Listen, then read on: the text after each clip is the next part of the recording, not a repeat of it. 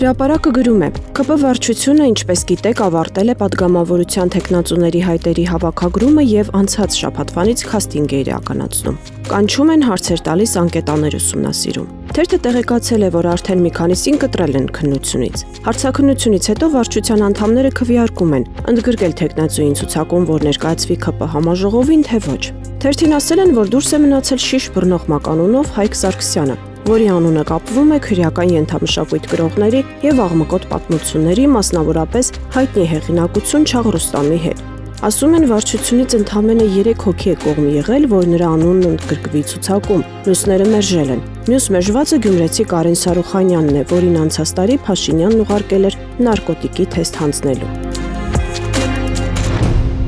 Ժողովրդի լավատեղյակ աղբյուրները փոխանցել են, որ Ռուսաստանի Դաշնությունում Հայաստանի Հանրապետության արտակարգ եւ լիազոր դեսպան Գուրգեն Արսենյանը դիմել է Հայաստանի Հանրապետության վարչական դատարան, վիճարկելով Հայաստանի Հանրապետության ներքին գործերի նախարարության ոստիկանության գործողությունները, որոնք վերաբերում են իրեն պատկանող օրինական զենքերի պահպանման իրավունքի սահմանափակմանը։ ՆԳՆ ոստիկանությունը վերջին շրջանում փուլ առ փուլ ուսումնասիրում է քաղաքացիներին պատկանող զենքերի փաստաթղթերը եւ անգամ օրինական հիմքով ձեռք բերված զենքերի դեպքում պահանջում է դրանք հանձնել կամ ենթարկում է տեխնիկական վնասման, օգտագործման համար անպիտան դարձնելու նպատակով։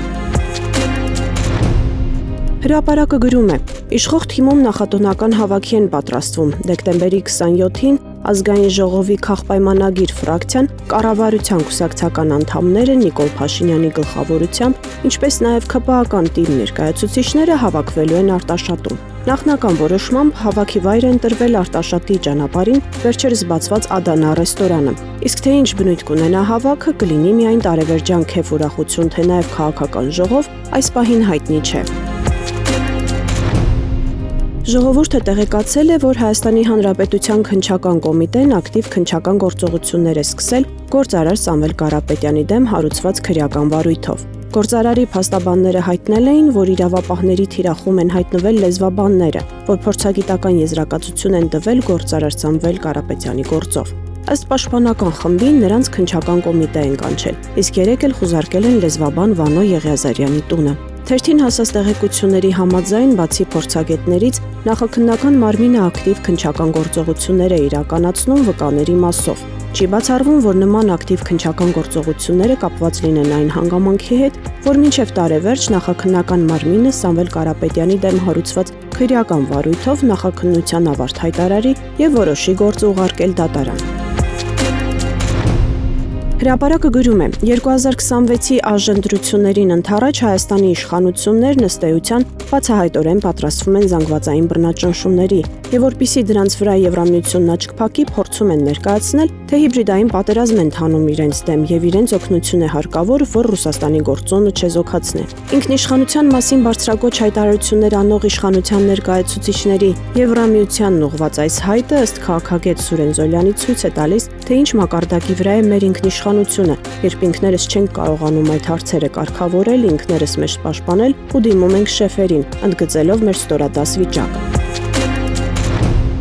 Փաստը գրում է. Ներքին գործերի նախարարությունն առաջարկում է լրացումներ եւ փոփոխություններ կատարել ճանապարհային երթևեկության անվտանգության ապահովման մասին եւ ոստիկանության մասին օրենքներում, ինչպես նաեւ վարչական իրավախախտումների վերաբերյալ օրենսգրքում։ Նախագծերի փաթեթով առաջարկվում է նախատեսել հնարավորություն տեխնիկական միջոցների կիրառմամբ իրականացնելու նաեւ թմրանյութի օգտագործման պայմանավորված ոչ թափ վիճակում գտնվելու փաստի ստուգում եւ դրա հիմքով կիրառել վարչական պատասխանատվություն։ Օրենքների նախագծերի ընդունմամբ ակնկալվում է առավել գործուն եղանակով կանխարգելել թմրանյութ օգտագործած վիճակում վարելու դեպքերը։